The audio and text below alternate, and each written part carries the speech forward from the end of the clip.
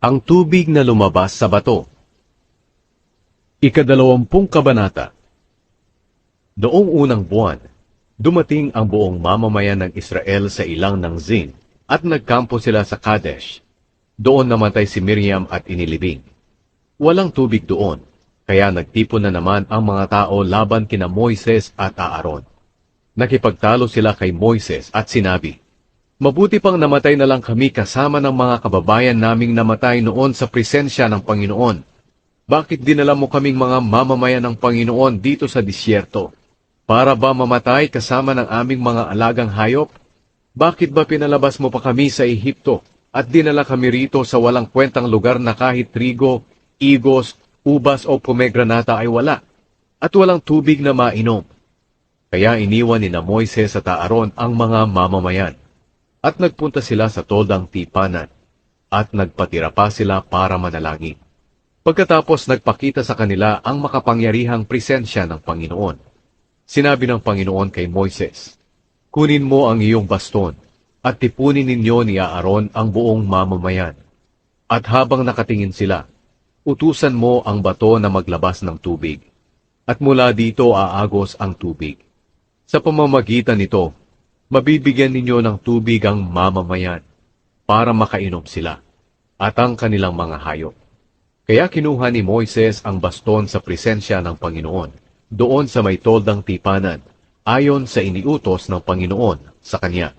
Pagkatapos tinipon ni na Aaron ang buong mamamayan sa harapan ng bato, at sinabi ni Moises sa kanila, "Makinig kayong mga suwail. Dapat ba namin kayong bigyan ng tubig mula sa batong ito?" Pagkatapos itinaas ni Moises ang kanyang baston. Pinalo ng 2 beses ang bato, at bumulwak ang tubig mula rito.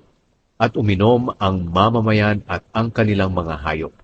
Pero sinabi ng Panginoon kina Moises at Aaron, "Dahil sa hindi kayo naniwala sa akin, na ipapakita ko sa inyo ang aking kabanalan sa harap ng mga Israelita, hindi kayo ang mamumuno sa pagdadala ng mga mamamayang ito sa lupaing ibibigay ko sa kanila." Ang lugar na ito ay tinatawag na Meriba, dahil nakipagtalo ang mga Israelita sa Panginoon sa lugar na ito, at dito rin ipinakita ng Panginoon ang kanyang kabanalan. Hindi pinayagan ng mga taga-Edom na dumaan ang mga Israelita. Habang naroon pa ang mga Israelita sa Kadesh, nagsugo si Moises ng mga mensahero sa hari ng Edom na nagsasabi, "Ito ang mensahe mula sa iyong kamag-anak, ang mamamayan ng Israel. Nalalaman mo ang lahat ng kahirapan na aming napagdaanan.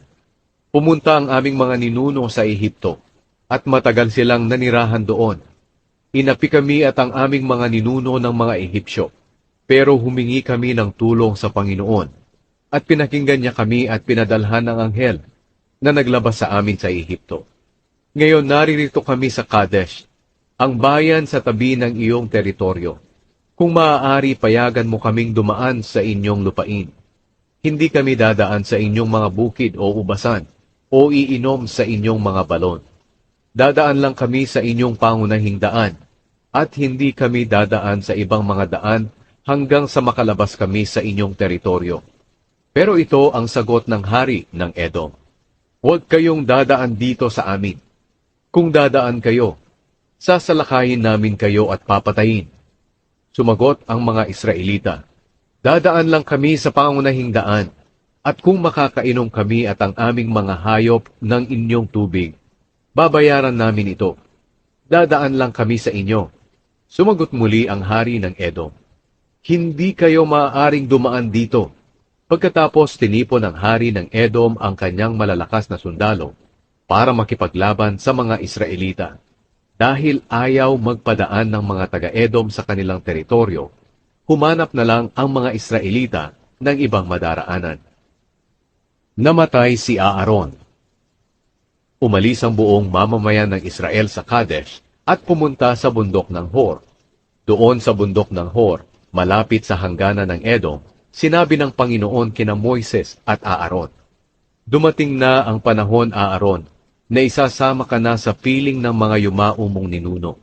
Hindi ka makakapasok sa lupaing ibibigay ko sa mga Israelita.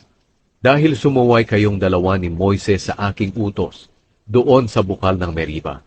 Ngayon, Moises, dalhin mo si Aaron at ang anak niyang si Eleazar sa bundok ng Hor. Pagkatapos hubaran mo si Aaron ng kanyang damit pampari, at ipasuot ito sa anak niyang si Eleazar, dahil mamamatay si Aaron doon sa bundok, at isasama na sa piling ng mga yumaon niyang ninuno.